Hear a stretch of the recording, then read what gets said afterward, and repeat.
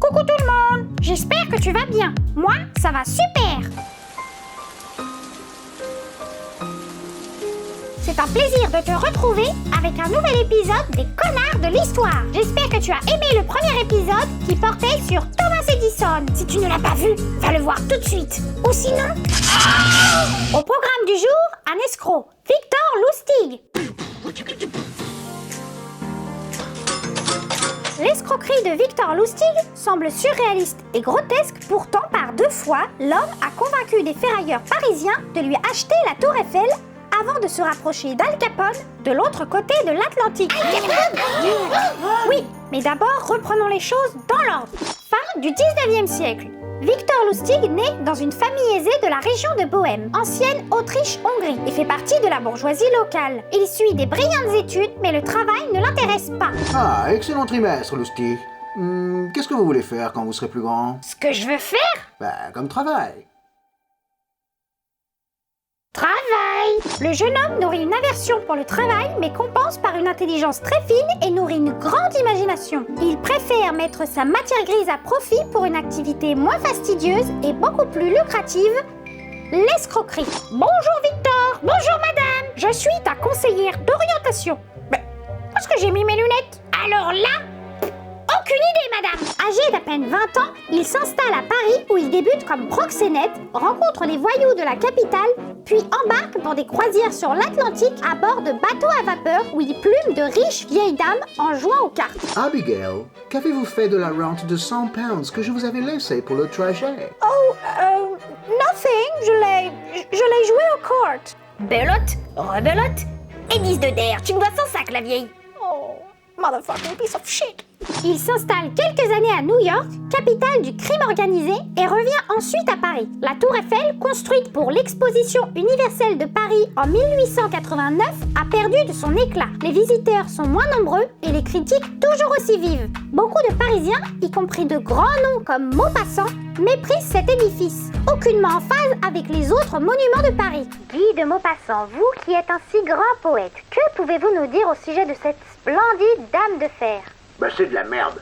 Il avait été question qu'à l'origine, la Tour Eiffel ne reste érigée que durant une vingtaine d'années après sa présentation lors de l'exposition universelle. Pour compenser son manque d'intérêt touristique, Gustave Eiffel a tenté de la rendre indispensable en réalisant de nombreuses expériences scientifiques. Mais en 1925, Eiffel est mort depuis 2 ans et la mairie de Paris, propriétaire du monument depuis 1910, ne sait plus trop quoi en faire. C'est en lisant un article dans la presse retraçant les difficultés financières pour entretenir la structure et soumettant l'hypothèse d'une vente du monument que Victor Lustig imagine son plan machiavélique. Avec l'aide d'un ami complice, il se procure de faux papiers à en-tête de la ville de Paris, ainsi qu'une fausse carte d'accès à la tour. Après avoir listé les plus gros ferrailleurs de la région, il leur fait parvenir une invitation pour une réunion à l'hôtel Crillon. 5 hommes d'affaires répondent à l'appel. Victor Lustig, soi-disant mandaté par la ville de Paris, présente le projet. La dame de fer coûte trop cher et l'État a décidé de s'en débarrasser. Le plus offrant se verra confier son dépeçage et deviendra l'heureux propriétaire des 15 000 poutres de fer et 2,5 millions de rivets qui la composent. 7 000 tonnes, messieurs!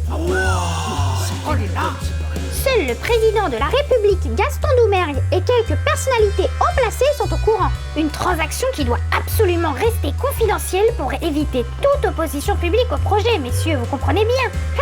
Une transaction qui doit surtout rester confidentielle pour éviter que les potentielles victimes éventent l'arnaque. Et oui, pas con! Pour achever d'endormir la vigilance des ferrailleurs, Victor Lustig propose aux 5 hommes d'aller visiter la tour après la réunion. Pardon, messieurs, dames, multipasse! Muni de sa fausse carte d'accès, il contourne la queue et monte au 3e étage d'où les ferrailleurs peuvent contempler Paris. Parmi eux, un dénommé André Poisson est la cible choisie. Jeune entrepreneur de province, il nourrit un complexe d'infériorité face au monde des affaires parisien. Quelques jours plus tard, le poisson mort... Non, on va pas la faire cette blague! Oh si! Non! Allez! Non! Bon, dommage. Les 2 hommes se retrouvent cette fois-ci en tête-à-tête pour finaliser le contrat. Incarnant au mieux son personnage de haut fonctionnaire, Victor Lustig pousse le vice jusqu'à exiger de Poisson un pot de vin, en annonçant que malgré le prestige de leur fonction, les employés du gouvernement comme moi ne gagnons pas correctement notre vie. C'est-à-dire qu'en plus de l'arnaquer d'une somme mirobolante, Victor Lustig s'accorde un petit extra. Poisson paye donc pour s'assurer l'exclusivité de cette précieuse affaire. Suite à cela, Lustig confirme qu'il a remporté l'enchère et lui remet un faux contrat attestant qu'il est désormais bien l'heureux propriétaire de la Tour Eiffel. Et voilà, elle est à vous. Yes! Quand André Poisson se rend compte de l'arnaque, il est déjà trop tard.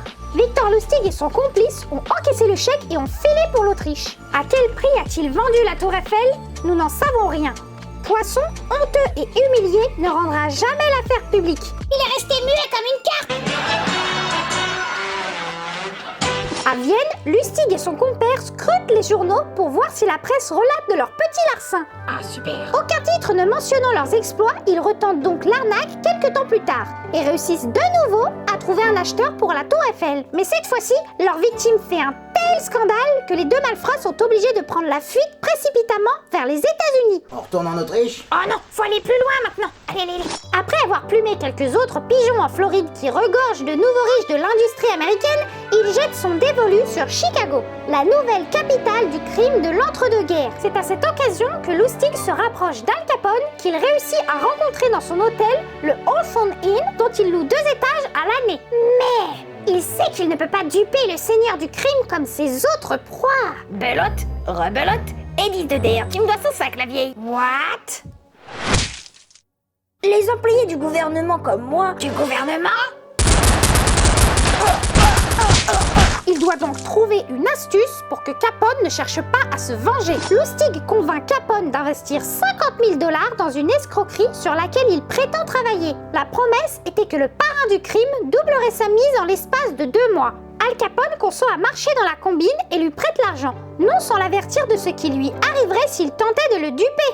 Lustig laisse dormir l'argent pendant 60 jours et traîne dans les bistrots de Chicago. À l'issue de cette période, il retourne voir Capone, la mine défaite, et annonce que l'arnaque a capoté. Elle a capoté, Capone. Sentant l'entourloupe, Capone est sur les dents. Et c'est là que Lustig lui rend ses 50 000 $. Impressionné par l'honnêteté de Lustig, qui avoue en plus avoir réellement besoin d'argent, le truand le récompense en lui donnant 5 000 $. Ça n'est pas une escroquerie à la hauteur de la Tour Eiffel, mais Lustig a tout de même soutiré une coquette somme à Al Capone, roi des gangsters.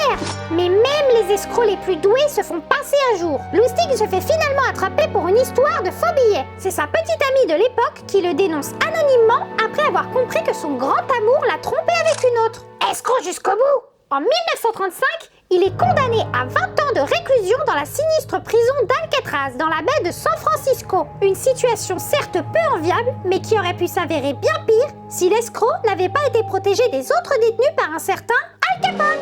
Le gangster avait en effet ordonné qu'aucun mal ne soit fait à celui qui avait été si intègre envers sa personne.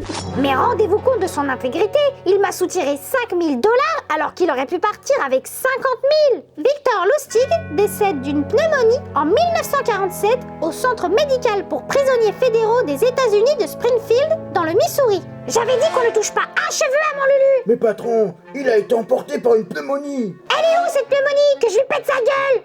Le journaliste français Pierre Bellemare raconte également dans son livre C'est arrivé un jour, tome 2, que Lustig aurait laissé dans sa cellule une carte postale de Paris où l'on y voit la Tour Eiffel, avec écrit « Vendu 100 000 francs ». Qui sait encore quelle audacieuse arnaque l'homme a emporté avec lui dans la tombe? On ne le saura jamais. Si l'on ne peut pas faire l'apologie de ces crimes, on peut tout de même s'incliner devant l'ingéniosité et le talent de Lustig dans son domaine d'activité. À la fin de sa vie, il aura cumulé 24 identités différentes, aura été arrêté 47 fois sans jamais être condamné. C'est la 48e qui lui valut Alcatraz. Un connard, oui, mais connard très futé. Et quel culot!